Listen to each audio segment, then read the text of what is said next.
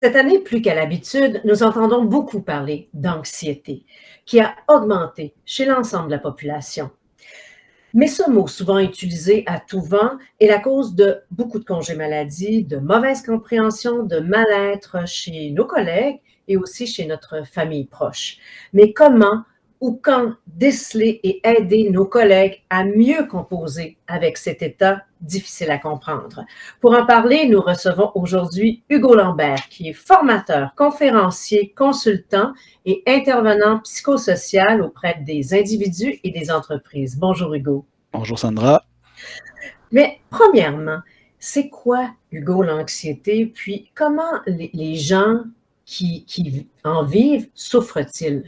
Oui, mais dans le fond, ce qui est important au départ de faire, c'est la différence entre le stress et l'anxiété. Le stress, c'est une réponse physiologique qui est normale à un événement stressant, donc on sent la tension interne, on la peur qui monte. L'anxiété, c'est différent, c'est une perception d'un danger. C'est comme si nos pensées nous jouaient des tours. Donc, on perçoit un danger qui n'est pas nécessairement réel.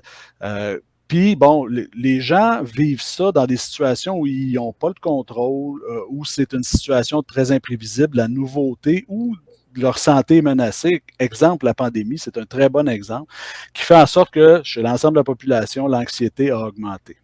Puis il y a des impacts physiques, hein? Les gens, ça se passe pas juste dans la tête, là. Il peut avoir des impacts physiques.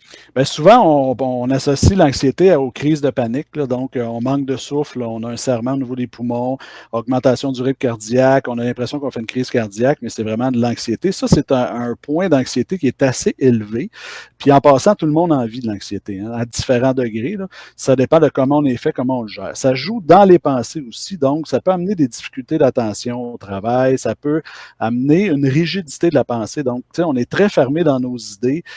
Au niveau d'autres symptômes physiques, on peut avoir des maux de tête fréquents, de l'insomnie beaucoup. Tu sais, quand notre cerveau roule, nos pensées, là, ça n'arrête pas de tourner, puis on stresse à cause de ce qui s'en vient. Donc ça c'est un des exemples de symptômes qu'on peut vivre. L'insomnie a augmenté avec la pandémie. Il y a des études qui sont sorties, puis il y a une augmentation notamment de l'insomnie. Mais si on constate l'anxiété chez nos collègues, chez notre gestionnaire, notre patron, qu'est-ce qu'on peut faire? Bien, souvent, là, dans des contextes de travail, on voit que les gens ils ont soudainement une perte d'énergie ou ils anticipent les mandats avec en voyant ça comme des montagnes, tu sais, où ils ont vraiment besoin de contrôler leur environnement, là. Donc, ça, c'est des signes d'anxiété importants. Je pense que c'est important de le nommer, mais en partant de soi, tu sais, je trouve ou j'ai l'impression que tu es stressé ou que tu vis des choses difficiles. Est-ce que tu veux m'en parler? Le plus important, c'est d'ouvrir la discussion en premier auprès du collègue. Puis après ça, on peut le référer, dépendamment du niveau d'anxiété qu'il vit. S'il vous dit je dors plus, j'ai de la misère à manger, j'ai plus d'énergie. Donc là, c'est vraiment le moment de consulter un professionnel de la santé. Et ça se traite? Comment on le traite?